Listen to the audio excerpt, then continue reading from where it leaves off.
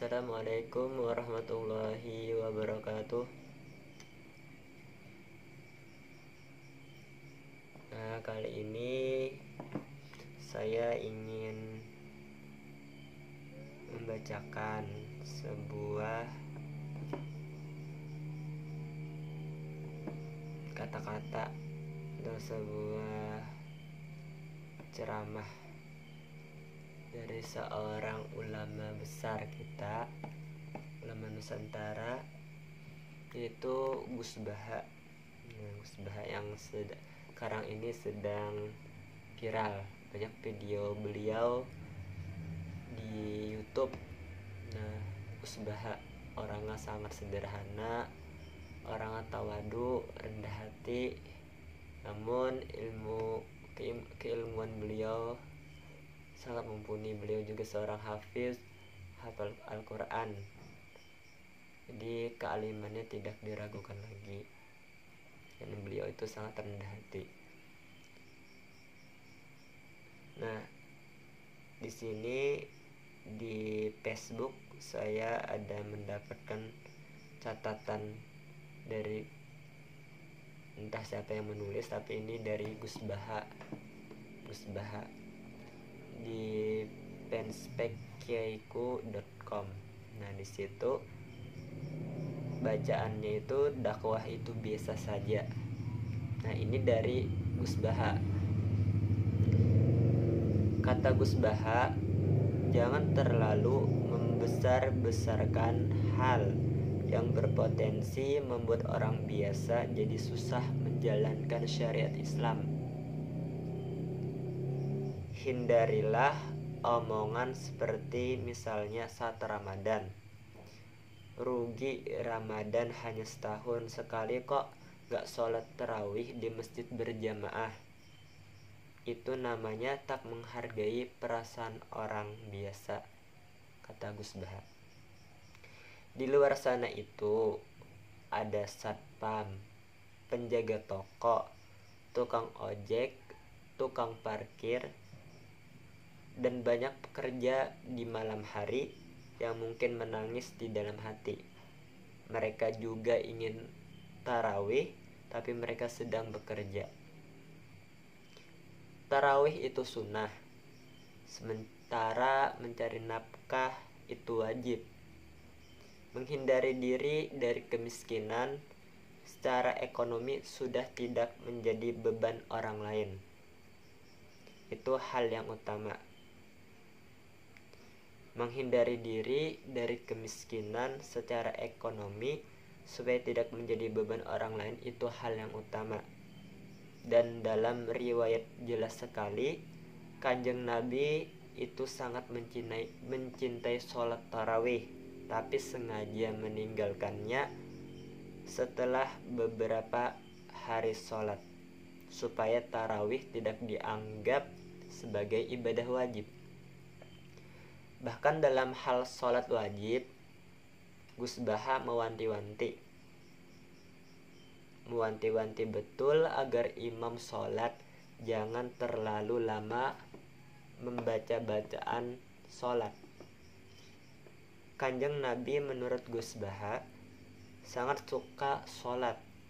Suatu saat ketika mengimami sholat, beliau mendengar bayi menangis. Kanjeng Nabi memutuskan untuk mempercepat sholatnya, khawatir ibu dari bayi yang jadi makmumnya.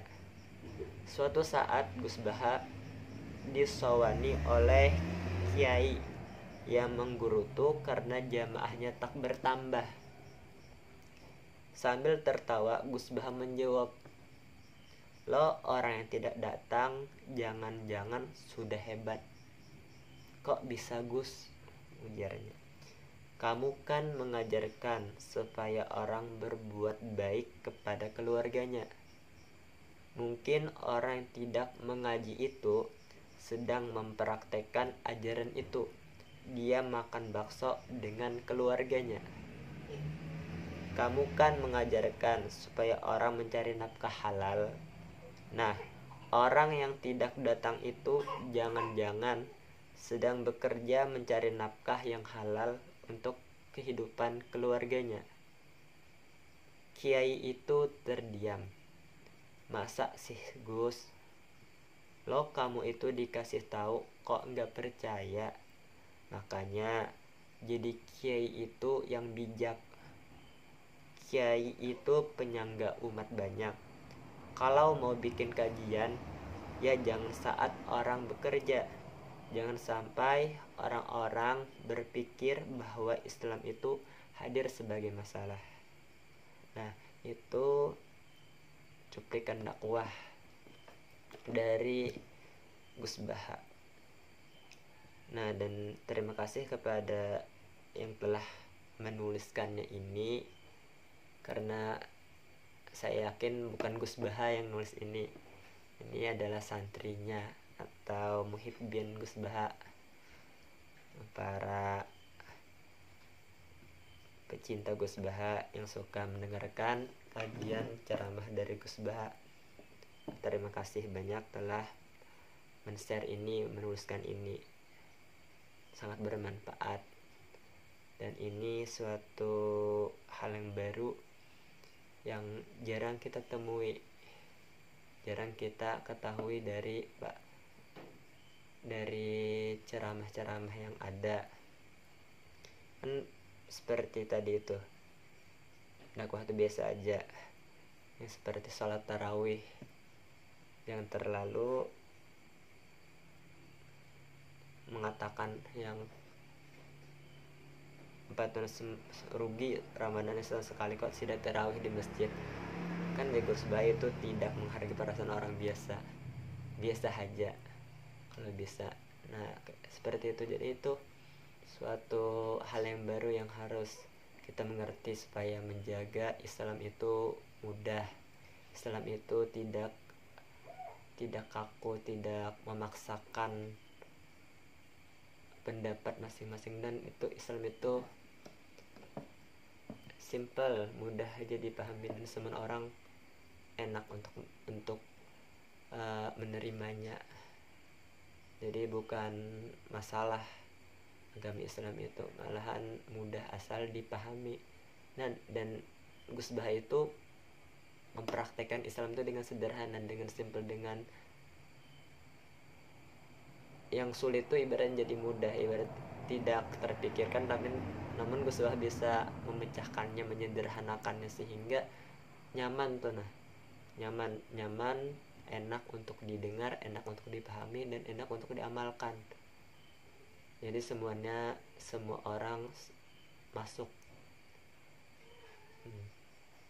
Kalau kita kuat di masalah yang kayak tahajud, kan sebagian orang ada yang tidak bisa karena dia bekerja sampai larut malam, yang tidak bisa itu. Kan kalau tidak bisa dipaksakan, orang semuanya beribadah sesuai kapasitas masing-masing. Jadi seperti itu tadi, masalah Kanjeng Nabi sholat pun tidak terlalu lama. Kalau ada yang tadi tuh, ada yang tua kayak yang tidak kuat berdiri, ada keperluan dari makmum yang mendesak, kan itu tidak bisa terlalu lama, ingin cepat. Kan kalau kita jadi imam tuh bisa di saya lagi, kalau di belakang makmum ada yang perlu cepat, jadi kita ambil yang umum aja, yang semuanya itu dapat.